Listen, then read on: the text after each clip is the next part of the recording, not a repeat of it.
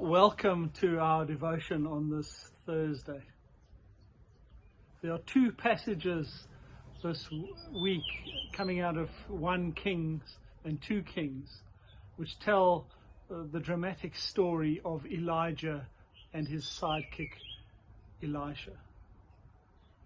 In fact, Elijah is tasked by God to go and anoint 2 kings, the king of Syria, the king of Israel, and to go and anoint Elisha as his successor.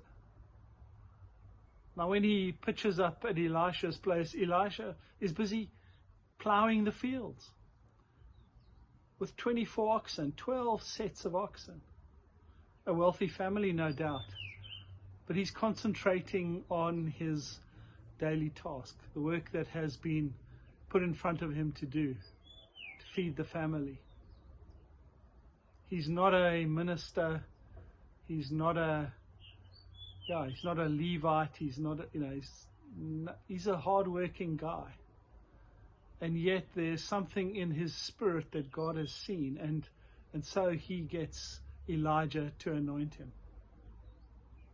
I sometimes wish, when I look at the news, particularly over the last couple of months, or maybe years it is, that God would get our leaders anointed.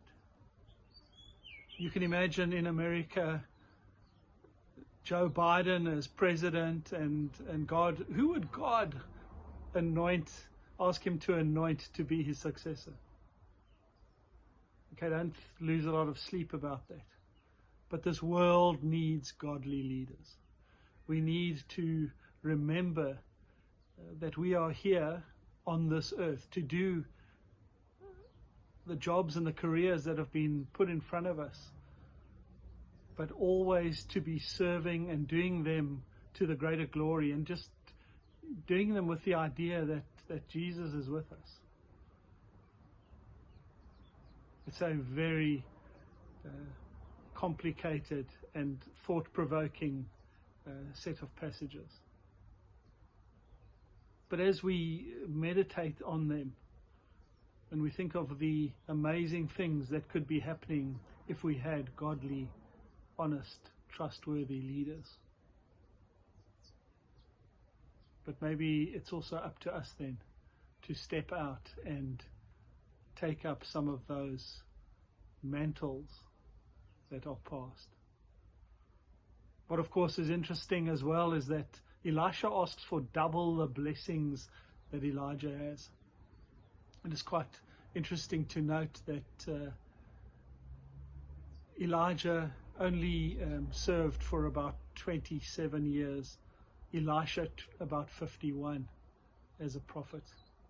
And there are, I believe, I read somewhere, 14 accounts of miracles that Elijah did, but exactly, you can guess it, 28 that Elisha did.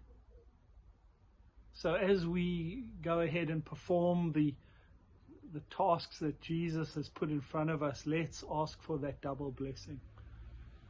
Not out of greed or self-aggrandizement, or, sorry, I'm getting the words tongue-tied, but it's not out of something that's for us, but out of something that will be for God's work in this world. So have a very blessed Thursday, and we look forward to seeing you in church on Sunday. Amen.